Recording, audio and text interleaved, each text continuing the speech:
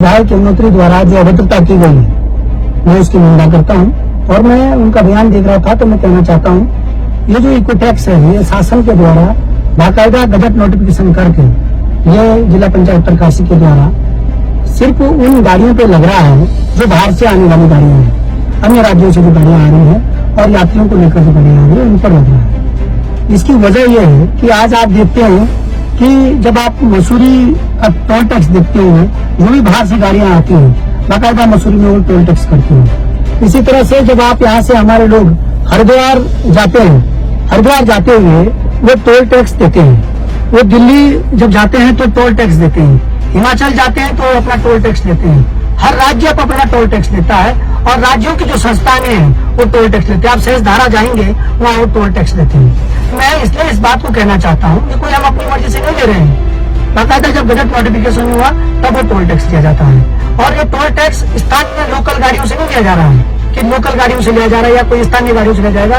उनसे नहीं लिया जाएगा। तो ये गुमराह न करें कि यमुनोत्री विधानसभा में टोल टैक्स। मेरा विधायक जी आपसे निवेदन है, थोड़ा पढ़ लिख के लोगों को समझाया करो कि आखिर ये मामला है क्या।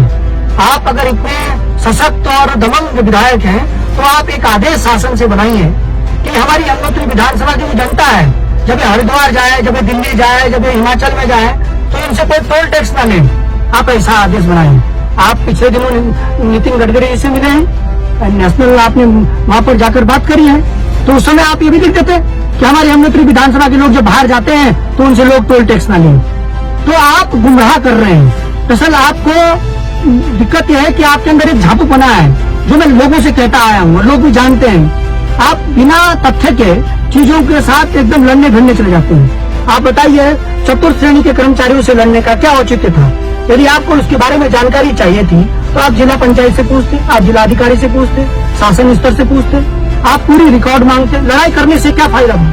मेरा आपसे निवेदन नहीं है, जो टोल है ये उत्तराखंड में स्थानीय लोगों से नहीं लिया जाएगा, न लिया जा रहा है और ये सिर्फ बाहर से आने वाली गाड़ियों से लिया जा रहा है। क्योंकि जब आप लोगों ने भी ये चीजें सहन करते हो, जब आप लोग अभी हरिद्वार जाएंगे टोल वाला आपको वहीं रोक देता है, आप अभी हिमाचल जाएंगे वहाँ टोल वाला रोकता है। तो भारत की जो जहाँ जहाँ ये व्यवस्थाएं हैं राज्यों में और जो उनकी संस्थानें हैं उनके द्वारा टोल लिया जाता है, स्थानीय लोगों से नहीं लिया जाता है। लेकिन विधायक जी का अपना झामू बना, जबरदस्ती वहाँ लड़ाई करने जाना। क्योंकि दिक्कत आपको क्या है, हर बात पर विरोध करना। दीपक बिजलवानी ने पानी के लिए पैसा दिया तो विरोध कर दो।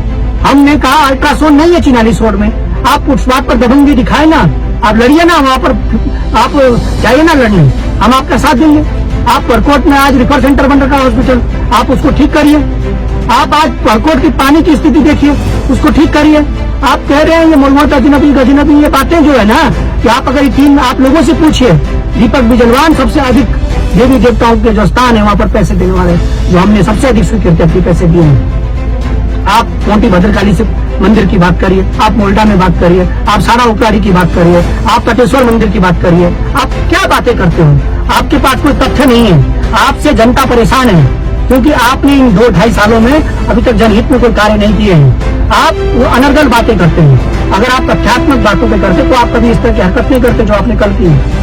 आपसे मेरा निवेदन है, आप अभी भी आपको समझ जाइए क्योंकि आप जनहित के लिए बने हैं। आप रोधों के जो बने हो, जनता ने आपके दया करके बनाए। आज जनता भी परेशान है कि किसको जिता दिया हमने, ये काम का ना काज का।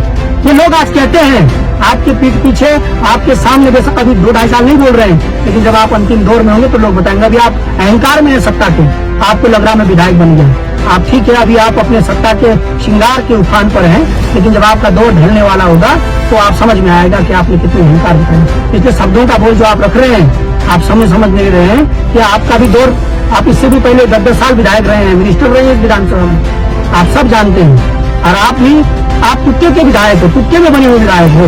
आप जान रहे हैं कैसे बने हो, क्योंकि कहीं ना कहीं आपने ऊपर बड़ा धर्म दिखाया नहीं है। आपने कोई लोकतांत्रिक क्रांति से नहीं निकले हुए हैं कि आपने कोई दावा, अब मैं आ रहा हूँ आप पर, लेकिन मेरे को जितना सताना था, परेशान करना था, जितना जुल्म ढाना था, आप लोगों ने ढा दिया है। जितने जांचें बिठानी थी आप लोगों ने बिठा दिया है। अब मैं तुम्हारी विधायक विधि की भी जांच कराने वाला हूँ। ये 10-20 हजार 25-30 हजार रुपये झाड़ी कटाना अभियान चल रहा है ना, सब ले रहा हूँ। आने वाले जब कार्यकाल आपका अंतिम दौर पे होगा जनता को सब ले आएंगे। और मैं कमजोर विपक्ष नहीं हूँ मित्र विधानसभा का। जब मुझे लगा कि बरकोट की आवाम को पानी की दिक्कत है तो मैंने सब चीजों को ताक में रखते हुए मैंने जो हो सकता था वो किया।